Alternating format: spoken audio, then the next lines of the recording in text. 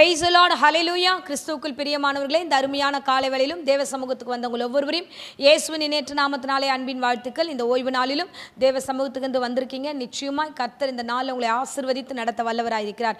இப்போதும் வேத வசனத்துக்கு நேராக நம்ம கண்களை மூடி நாம் ஜெபிப்போம். கர்த்தர் நம்மை ஆசீர்வதிப்பாராக. ஸ்தோத்திரம் ஏசப்பா, உம்மை துதிக்கிறோம் ஆண்டவரே. இந்த பிரசங்கத்துக்காக நன்றி செலுத்துகிறோம். இந்த காலை வேளையில் உம்முடைய பிள்ளைகள் ஆண்டவரே நீர் பேசுவீர் என்று விசுவாசித்து வந்திருக்கிறார்கள். வந்த பிள்ளைகளுக்கு ஏற்ற வார்த்தைகளை நீர் கொடுத்து ஆசீர்வதித்து விடுதலை ஆக்குவீராக. உம்முடைய சமூகம் இவங்களோடு இருக்கட்டும். எல்லா தடைகளும் உடை தெரியும். கர்த்தர் கூட இரும். இயேசுவின் நாமத்திலே ஜெபிக்கிறோம் நல்ல பிதாவே, ஆமென், ஆமென், ஹல்லேலூயா. இயேசு நல்லவர், ஆமென். இத்தனை நாள் ஆண்டவர் கிருபையினால நம்ம நடந்து கொண்டிருக்கிறோம். அவர் வார்த்தை நம்மை உருவாக்கி நடத்தி கொண்டிருக்கிறது. வானமும் பூமியும் ஒழிந்தாலும் அவருடைய வார்த்தை ஒழிந்து போவதில்லை என்று வேதம் சொல்கிறது. அந்த வார்த்தை நம்மை நடத்துகிறது. ஹல்லேலூயா. ஸோ இந்த நாட்களிலும் கர்த்தர் பேசுகிற வேத வசனத்துக்கு நேராக நம்முடைய கவனத்தை திருப்பலாம். சங்கீதம் 145 9ஆம் வசனத்தை நாம் வாசிப்போம். கர்த்தர் எல்லார் மேலும் தயவுள்ளவர், அவர் இரக்கங்கள் அவருடைய எல்லா கிரியைகளின் மேலும் உள்ளது. ஆமென், ஹல்லேலூயா. கர்த்தர் நல்லவர். பாருங்க, கர்த்தர் எல்லோர் மேலும் தயவுள்ளவர். இந்த காலை வேளையில தேவனுடைய வார்த்தை உங்க வீட்டிற்குள்ள வருகிறது. பாருங்க, அவர் தயவுள்ளவராக இருக்கிறார். எல்லோர் மேலும் தயவுள்ளவர். ஒவ்வொரு மனிதன் மீதும் ஆண்டவர் தயவுள்ளவராய் இரக்கம் உள்ளவராய். அதுக்கு மேல் வசனம் சொல்லுகிறது, கர்த்தர் இரக்கமும் மன உருக்கமும் நீடிய சாந்தமும் உள்ளவர். அப்போ தேவன் யார் மீதெல்லாம் இப்படி இருக்கிறார்னா எல்லா மனிதர் மீதும் ஒரே நிலை உள்ள தேவனாக இருக்கிறார். ஆமென். அவர் பட்சபாதம் உள்ளவர் அல்லவே. அவருடைய மகிமை நம்மை நடத்தி கொண்டிருக்கிறது. அவர் நம் மீது தயவாய் இருக்கிறார். இந்த பிரசங்கத்தை கேட்கிற உங்கள் மீது தயவாய் இருக்கிறார். அங்க வசனத்தை சொல்லுகிறது. அடுத்த வார்த்தை நம்ம வாசிக்கிறோம், அவர் இரக்கங்கள் அவருடைய கிரியைகள் எல்லோர் மேலும் இருக்கிறது. அப்போ தேவன் எல்லோர் மேலும் தயவாய் இருக்கிறார், இரக்கமாய் இருக்கிறார். காரியங்களை நடப்பிக்க ஆண்டவர் சித்தமாய் இருக்கிறார். ஆமென், ஹல்லேலூயா. ஆகையால கடவுள் நம் மீது தயவாய் இருக்கும்போது மனுஷ தயவு இல்லையே நம்ம புலம்ப வேண்டிய அவசியம் இல்லை. மனுஷர் நம்ம மீது இரக்கமா இல்லையே நம்ம அழ வேண்டிய அவசியம் இல்லை. என் தேவனாகிய கர்த்தரே உங்களுக்கு இரக்கமுள்ளவராய் இருக்கும்போது நீங்க ஏன் கவலைப்படணும்? ஆமென், ஹல்லேலூயா.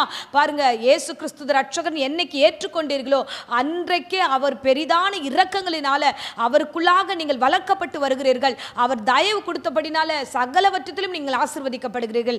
ஆமென், ஹல்லேலூயா. ஆகையால உங்களுடைய ஆவிக்குரிய வாழ்க்கையில சில காரியங்கள் உங்களை நேரும் போது, சில பிரச்சனைகள் உங்களை தொடர்ந்து வரும்போது நீங்க பயப்படாதீங்க. ஏன்னா வசனம் என்ன தெரியுமா சொல்லுகிறது?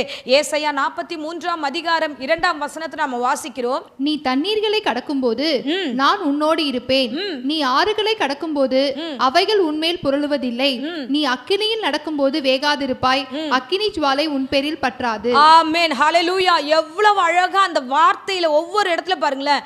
நீங்க என்ன பண்ணாலும், நீ எங்க போனாலும் சரி, அது அக்கினி ஆகட்டும், தண்ணீர் ஆகட்டும், எந்த வகையாகட்டும், அந்த இடங்கள் எல்லாம் நான் உன் கூட இருப்பேன். ஹல்லேலூயா.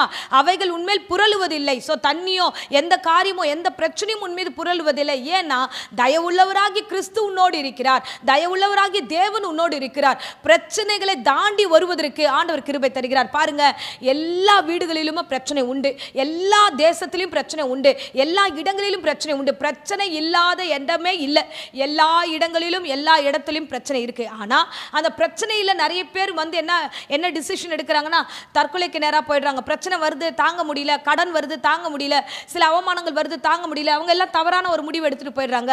அதே மாதிரி பிரச்சனைகள் வரும்போது பல நாடுகள் தங்களுடைய பொருளாதாரத்தில் நம்ம பார்த்தீங்கன்னா அவங்க இடரில் அடைஞ்சு நாடு பல விதமான சின்ன பின்னமாயிடும், இல்லை மற்ற நாடுகளுக்கு அதுக்கு கீழே போயிடும். நாட்டின் பக்கத்தில் பார்த்தாலும் பல இடங்களில் சேதங்கள் உண்டாகிறது, அதுவும் இடறி போயிடும். ஆனால் தேவ பிள்ளைகளுக்கு பிரச்சனை வந்தா, ஒரு நாட்டுக்கு வந்தாலோ ஒரு தனி மனிதன் ரட்சிக்கப்படாத மனிதனுக்கு வந்தாலோ இடறுகிறார்கள். ஆனால் தேவன் பிள்ளைகளுக்கு வந்தா இடர வேண்டிய அவசியம் இல்லை. ஏன்னா தேவனாகிய கர்த்தர் எல்லா ஜனங்களுக்கும் அவர் இரக்கத்தை தருகிறார். தேவனை தேடுகிற எல்லா ஜனங்களுக்கும் இரக்கம் உண்டு. தேவனை தேடுகிற எல்லா ஜனங்களுக்கும் தயவு உண்டு. அவர் சொல்ல, நான் தயவு உள்ளவராக இருக்கிறேன். நீ கடக்கும் பொழுது நான் உன் கூட இருப்பேன். ஹல்லேலூயா. நீ தண்ணீரை கடக்கும் போது நான் உன் கூட இருப்பேன். என் தயவு உன் கூட இருக்கும். அக்கினியில் நடக்கும்போது நீ வேகாது இருப்பாய், அக்கினி ஜுவாலை உன் பேரில் பற்றாது. ஆறுகள் கடக்கும் போதும் அவைகள் உண்மையில் புரளுவதில்லை. இதெல்லாம் வார்த்தைகள் ஒன்னொன்னா தனித்தனியா பிரிச்சு வச்சுட்டு நீங்க எழுதி பாருங்க. ஒரு பேப்பர் எடுத்து இந்த 4 வார்த்தைகள் எடுத்து வச்சு பாருங்களேன். கர்த்தர் சொல்ல, நான் உன் கூட இருக்கேன், நான் உன் கூட இருக்கேன், நான் உன் கூட இருக்கேன், நான் உன் கூட இருக்கிறேன். அப்படின்னா என்னன்னா, பிரச்சனையை உன்னால ஈஸியா தாண்டி வர முடியும். அல்லேலூயா. என் தேவனாகிய கர்த்தர் இந்த காலை வேளையில பேசுகிறார். பாருங்க, தேவனாகிய கர்த்தர் நமக்கு தயவு செய்கிறவரா இருக்கிறார். ஆமென். சோ எதை குறிச்சும் கவலைப்படாதீங்க, பயப்படாதீங்க. உங்களை கொண்டு கர்த்தர் உங்களை வீட்டை சார்ந்த எல்லோரையும் கர்த்தர் ரட்சிக்கவும் வல்லவராய் இருக்கிறார். உங்கள் நிமித்தமா அநேகருக்கு அவர் தயவு செய்ய வல்லவராய் இருக்கிறார். ஆமென். அல்லேலூயா. அதுதான் எபேசியர் 1ஆம் அதிகாரத்தில் நம்ம வாசிக்கிறோம். அவர் தம்முடைய பிள்ளைகளை முன்குறித்திருக்கிறார். அவர் முன்குறித்தது மாத்திரமல்ல, அந்த பிள்ளைகளுக்கு அவர் தயவு செய்கிறவராக இருக்கிறார் என்று.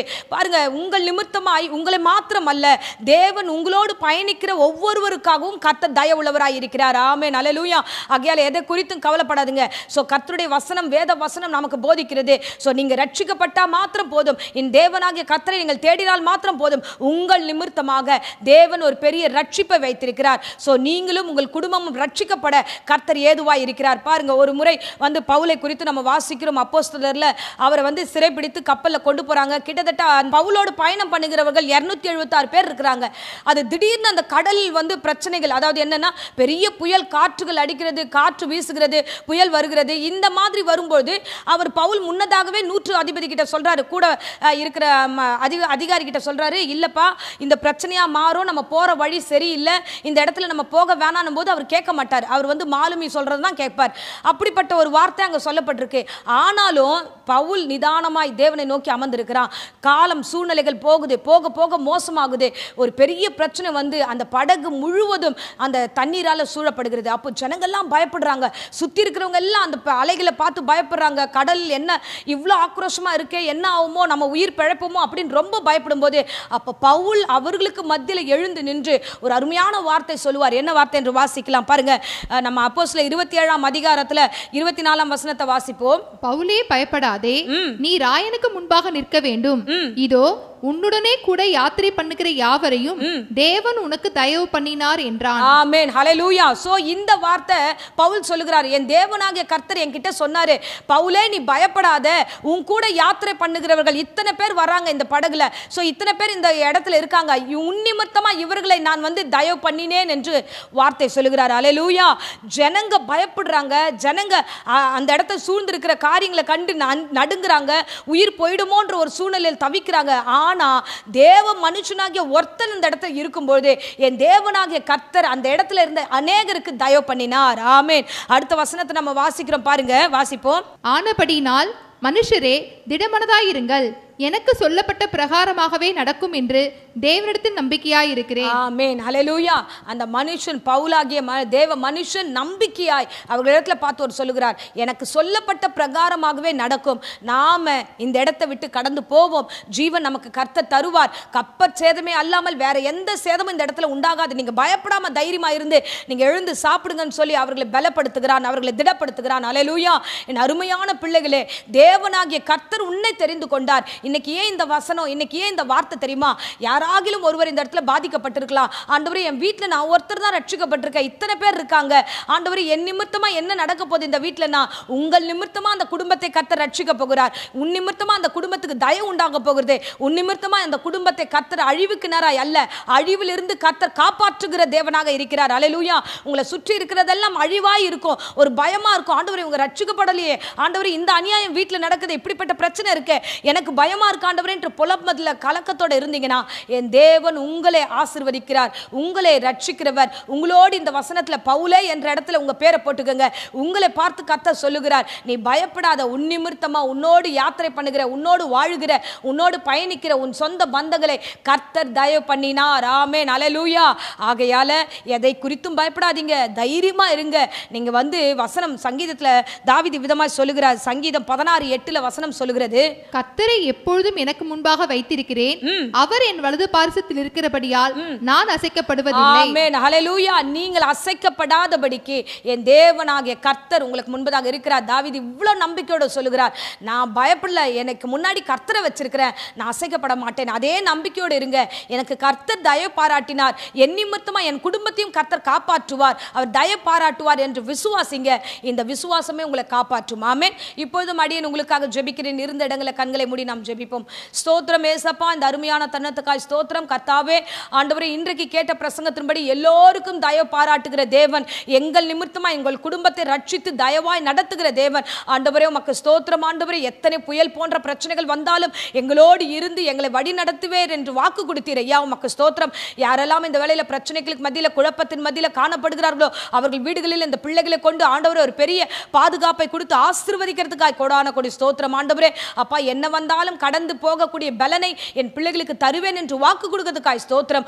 ஆசீர்வதிங்க, வழி நடத்துங்க. எல்லாவற்றிலும் கர்த்தாவே மன தெளிவும் ஞானத்தையும் அறிவையும் கொடுத்து வழி நடத்தும். தேவையற்ற பயங்களுக்கு விலக்கி காத்தரலும் ஏசப்பா. இந்த வேளையில கூடப்பா வியாதியோடு பலவீனத்தோடு சுகவீனத்தோடு யாராகிலும் இந்த பிரசங்கத்தை கேட்டுக்கொண்டிருந்தா ஆண்டவரே உங்களுக்கு பூரண சுகத்தையும் ஆரோக்கியத்தையும் கர்த்தர் கட்டளிடுங்க.